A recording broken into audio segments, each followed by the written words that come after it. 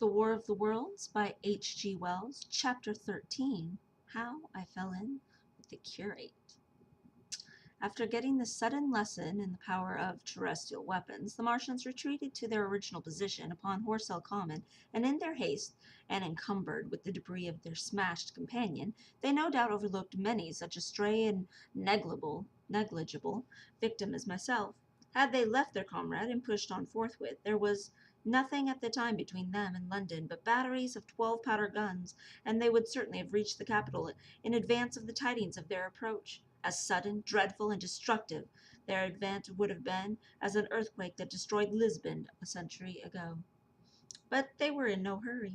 Cylinder followed cylinder on its interplanetary flight. Every 24 hours brought them reinforcement, and meanwhile the military and naval authorities, now fully alive to the tremendous power of their antagonists, worked with such furious energy.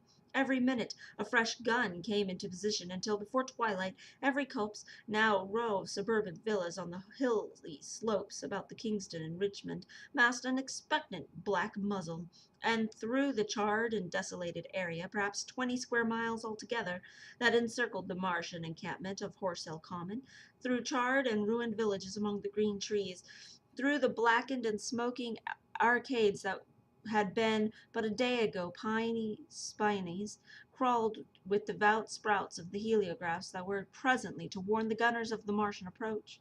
But the Martians now understood our command of artillery and the danger of human proximity, and not a man ventured within a mile of either cylinder, save at the price of his own life.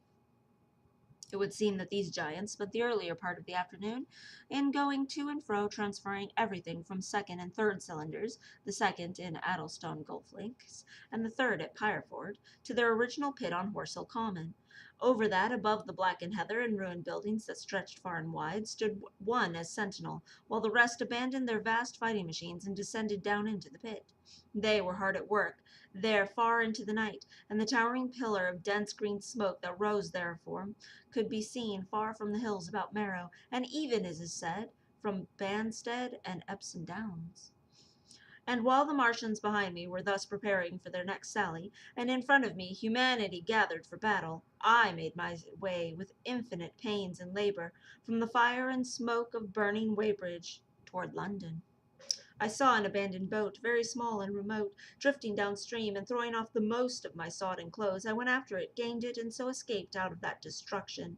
There were no oars in the boat, but I contrived to paddle as well as my parboiled hands could allow, down the river toward Halliford and Walton, going very tediously and continuously looking behind me, as you may well understand. I followed the river, because I considered that the water gave me my best chance of escape should the giants return.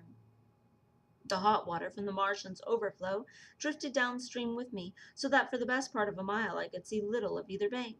Once, however, I made out a string of black figures hurrying along the meadows from the direction of Weybridge. Halliford, it seemed, was deserted, and several of the houses facing the river were on fire. It was a strange thing to see the place quite tranquil, quite desolate under the hot blue sky, with the smoke and the little threads of flame going straight up into the heat of the afternoon.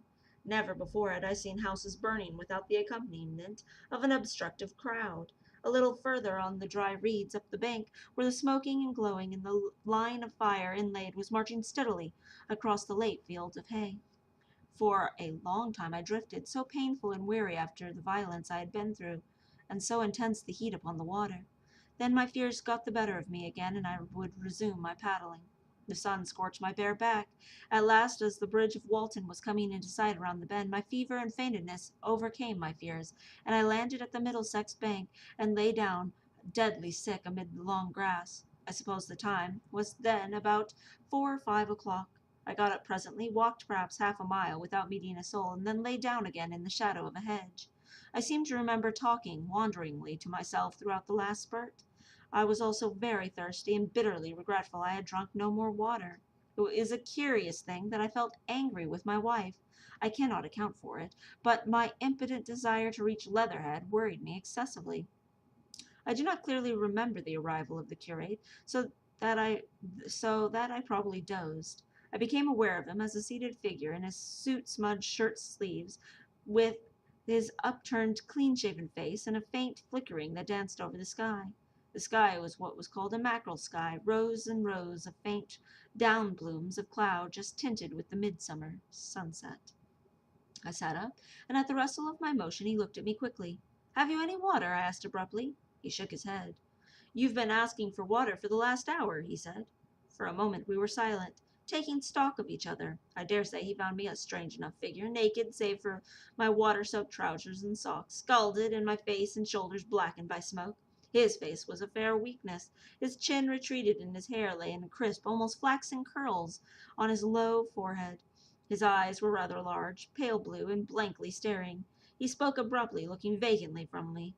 "What does it mean?" he said. "What do these things mean?" I stared at him and made no answer. He extended a thin white hand and spoke in an almost explaining tone. "Why are these things permitted? What sins have we done? The morning service was over. I was walking through the roads to clear my brain for the afternoon, and then fire, earthquake, death. It was as if Sodom and Gomorrah and all our work undone, all the work. What are these Martians?" "What are we?" I answered, clearing my throat. He gripped his knees and turned and looked at me again. For half a minute, perhaps, he stared silently. "I was walking through the roads to clear my brain," he said, "and suddenly, fire, earthquake, death." He relapsed into silence, and his chin now sunken almost to his knees. Presently he began waving his hands. "All the work, all the Sunday schools. What have we done? What has Weybridge done? Everything gone, everything destroyed. The church, we rebuilt it almost 3 years ago. Gone, swept out of existence. Why?" Another pause, and he broke out again like one demented. "The smoke of her burning goeth up for ever and ever," he shouted. His eyes flamed, and he pointed a lean finger in the direction of Weybridge. By this time I was beginning to take his measure. The tremendous tragedy in which he had been involved, it was evident he was a fugitive from Weybridge, had driven him to the very verge of his reason. "Are we far from Sunbury?" I said in a matter-of-fact tone.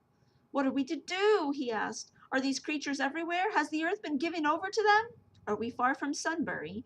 Only this morning I officiated at early celebration." "Things have changed," I said quietly. "You must keep your head. There is still hope." "Hope?" "Yes, plentiful hope for all this destruction."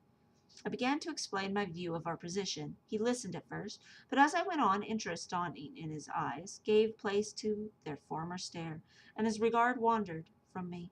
"This must be the beginning of the end," he said, interrupting me. "The end! The great and terrible day of the Lord, when men shall call upon the mountains and the rocks to fall upon them and hide them from the face of him who sitteth on the throne."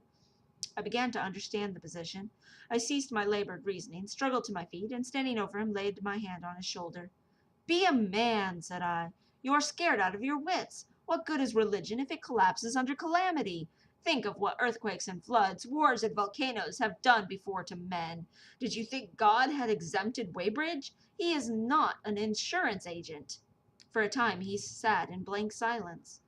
"But how can we escape?" he asked suddenly. "They are invulnerable. They are pitiless." "Neither the one nor perhaps the other," I answered. "And the mightier they are, the more sane and wary should we be. One of them was killed yonder not 3 hours ago." "Killed?" he said, staring about him. "How can God's ministers be killed?" "I saw it happen." I proceeded to tell him.